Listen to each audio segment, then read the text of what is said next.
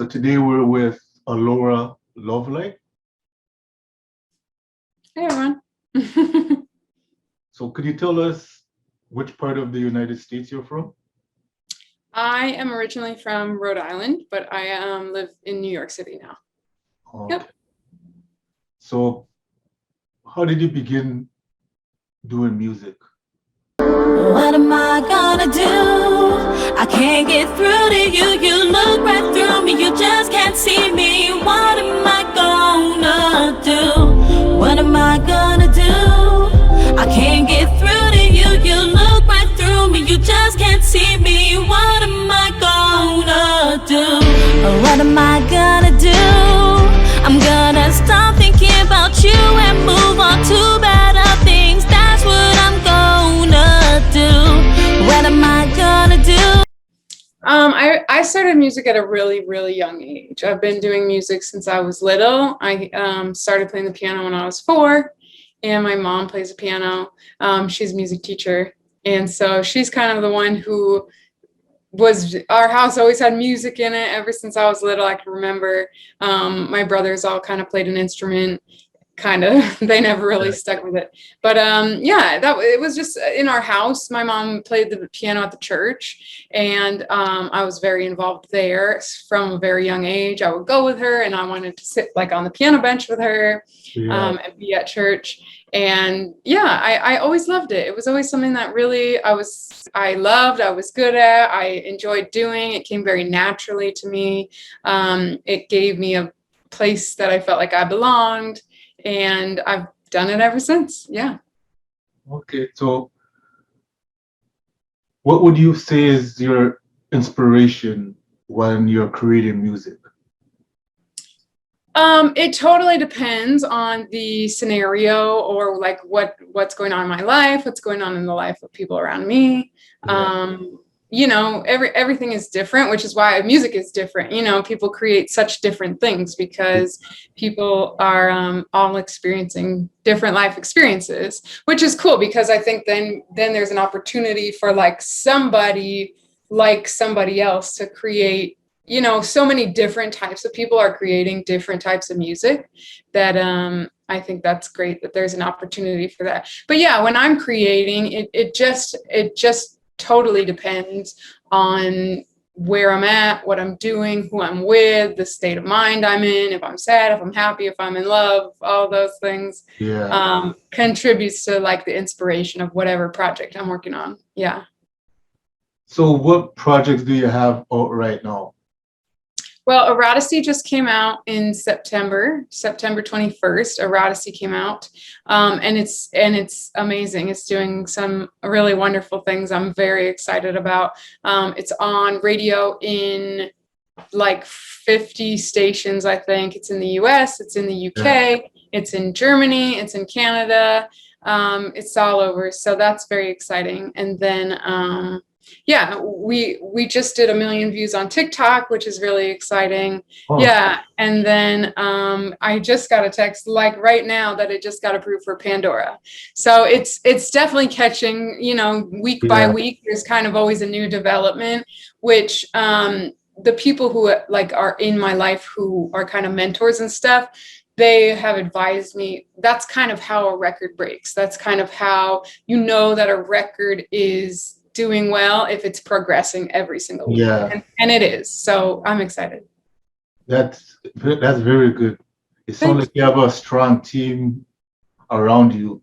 I do. I have a great How team. did you come to the conclusion of picking the right people that could help your career? I went through a lot of not right people,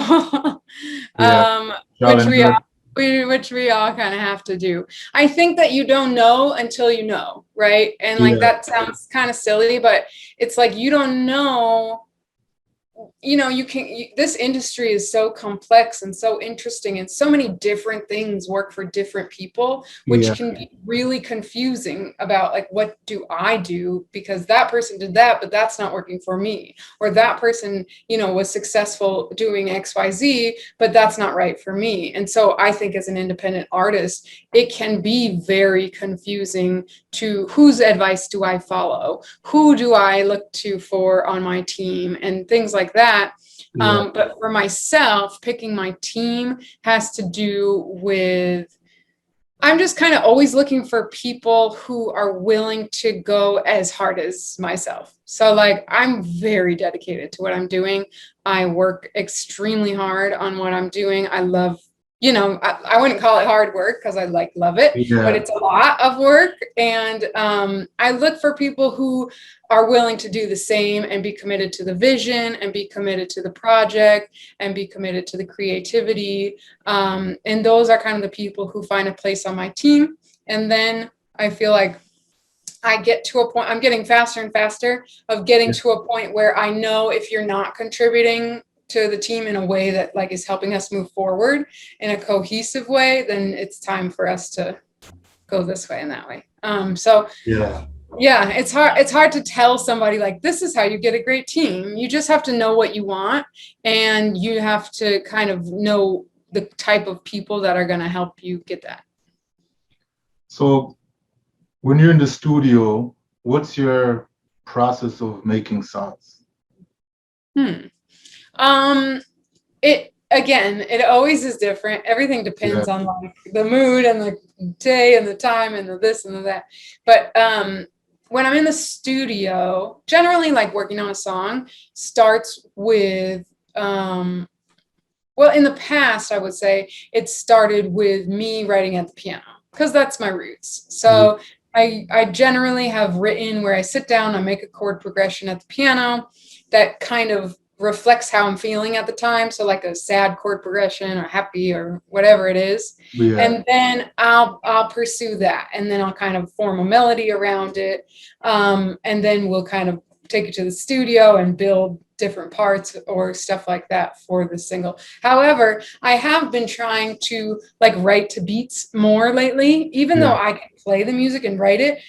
Like the music industry right now, the sound of the industry is very much beat makers and very much trap and hip hop and all of that. Excuse me. So like, that's what I tried to challenge myself, because that's not the natural way that I would write, but it's definitely the wave of what's on the radio. And so that's kind of where I've been dabbling lately. Yeah. Because I interviewed another artist. She's from Toronto, Melody Durant. She was on Motown, and she had a similar background. She could play piano. Well, I played piano by ear at first. Do you think you have an edge knowing how to read music, and does that help you in any way when you're creating your music? No. No, not at all. I haven't come into the predicament where I needed to use that skill. No. And she could read music. So when I asked her, she said it didn't really help her when she's doing her songs and everything. Yeah. But it seems like it's the opposite with you. Like it's hard to say, because that's an interesting like comment for somebody else to say that it didn't really help her. Because I was just in another interview like last week where they asked me about that, and I told them, I thought, oh, you're supposed to read music and you're supposed to play an instrument and you're supposed to do this and that. And then you work your way up and you get a record deal. And it's like, oh, 90% of the people in the industry don't read music, don't play an instrument. It's totally different. So I got here and I was like, wait a second, all of my tricks and tools, they're like, cool, but they're not, like, oh, you have to have that. So I do agree with her in saying that, but it still is like, it still is a special thing to be able to play an instrument and to be able to be in a studio session and sit at the piano to figure out a part. Like that's still a thing, Yeah. So you just brought up the idea that when you actually got into the business, you realized it's more than just the talent that gets someone A out. lot more. Yeah. So you brought up about your social media, your TikTok. How do you view social media and its impact on artists? I think that it's been good and difficult. So I Yeah. think that it's great because it gives an artist an opportunity to put themselves out there. It gives the artists an opportunity to be heard when you wouldn't have otherwise had that opportunity. Like before 20 years ago, it was, or 15 years ago, it was like you have a record deal and people know who you are, or you're a really good singer, but nobody knows. That was it was kind of really two drastic things. Now I think there's this gray area, right? Which is really cool because if you're a creative person, it gives you a platform. But then I think on the other hand, it's like it can dilute the waters, so to speak, of like who's out here. I mean, time tells, right? The people who really, really excel and succeed are the people who are real true artists, right? They work really hard and do those things. But I mean, for what it's worth, you know, I myself being like somebody who plays music and reads music, I know from like my side of the music industry, the people who do that have this kind of like jaded perspective, not always, but sometimes about like, oh, that's not fair.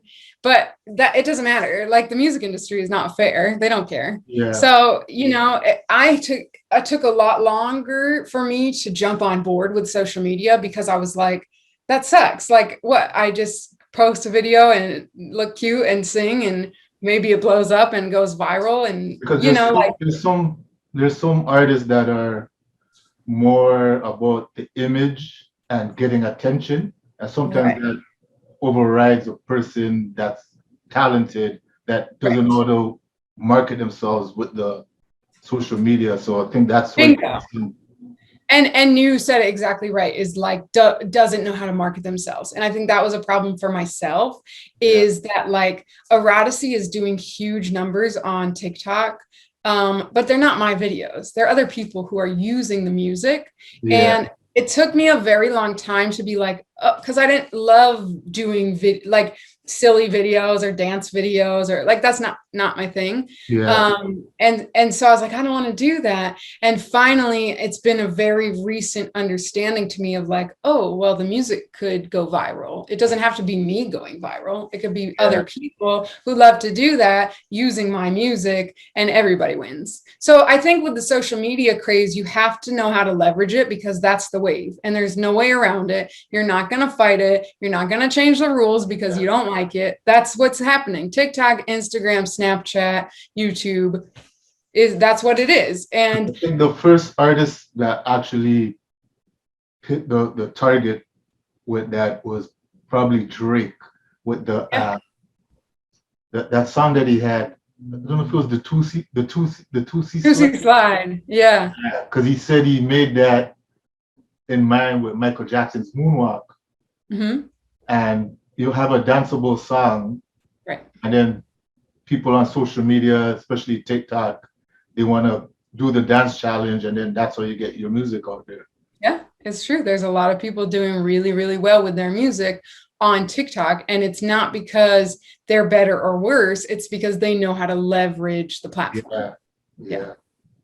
So you got to get on, or don't be mad if it, you know, like that's what happened for me. I was like, oh, I don't want to do that. And then it's like, well, we figured out how to make it work in a way that I like, and everybody kind of wins. The music still gets heard by millions of people, and I don't have to make a silly dance video that I'd rather not make. Yeah.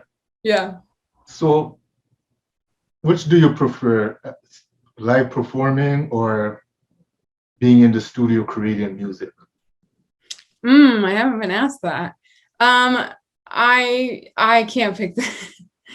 I don't have a favorite. Like they have favorites for different reasons, you know, like being in the studio is very intimate setting for me. I don't like, some people will have like it's a party. There's 20 people there. Everybody's got their Henny and their whatever, and everybody hangs out and brings people. And like, to me, I'm very big on energy.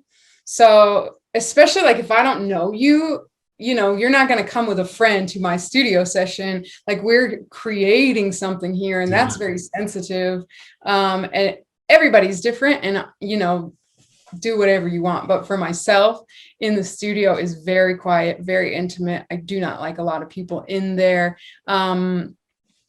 So that's why I love it. I love to create. I love to work with the people who I'm with and really, really break it down and be really creative. When there's like a lot of creative minds in the studio working together to create something, it's such a cool thing to be a part of. It really is. It's neat to see people collaborate and bounce ideas off of each other. And it's like, you'll say something that inspires me to write this, and then that person, it's a cool, really neat effect. So being in the studio, I love and adore, and I would do it every day. And then on the other side of things, I also love to perform. I love, like, my big thing is people. I love to connect with people. I love to kind of have an energy exchange with people. And so that happens both places. It's just different. On the stage, it's cool to be moving the energy in the room. You're kind of like a magician, so to speak, where you're kind of pushing people down this river of energy, of happy, sad, emotional, in touch, like nostalgic, all these different things. And you're directing that with the music, which I think is really, really cool. And then I love to see people after a show. I love to hear people's experience with a song. Like, people have all sorts of experiences with my music that I just know nothing about. And so that's really neat, because they feel super connected to you, even if you've never met them. So when people listen to your music, what do you want them to take away from it? I think I want people to feel connected, some sort of connection, whether that be to me or to themselves or to the universal energy that is. That's what I hope people take away. I feel like I want people to tap into a broader version of themselves, whether that be sexy or smart or creative or dancey or let loose or anything like that. I want people to enjoy themselves and kind of escape. That's like why we go to concerts, right? We want to escape like whatever's going on in life. It makes you feel good to be at a show, and this is your favorite artist. And that's what I would hope. Anytime someone sees me live, anytime someone works with me, that's what I would hope they say. Yeah. Okay. So if someone has to check you out for the first time, is that music video that you just released, is that your first music video, or there are other music videos people could check out? Eroticy is one of the first, like, Alaura Lovelight kind of release. I was doing music before under like a whole different look and sound and name, but I do have one release called You Matter, and that's under Alaura Lovelight as well. Okay. Yep. So that's out there. So where could people get your music? Everywhere. I would say whatever like platform people are listening to music on. Eroticy is probably there. It's on Spotify, iTunes, Pandora as of today, Amazon Music. I think it's on YouTube. It's pretty much anywhere. Deezer, I think, Tidal. So wherever people like prefer to listen to music, they could probably find it there. It's on TikTok. It's on Instagram. It's on all those platforms. Yeah. So are you going to be coming out with an album or any other plans for the rest of the year? Yeah. So I'll be putting out a new single probably in like March, springtime-ish. That will be the next single. And then I don't have a projected day or time or month even for the album, but I would say 2022. Keep it broad. But sometime this year, you guys will get an album for sure. Okay. Yeah. So is there anything else that you would like the audience to know about you? Yeah, no, I'm excited for this year. I think we're really about to hit the ground.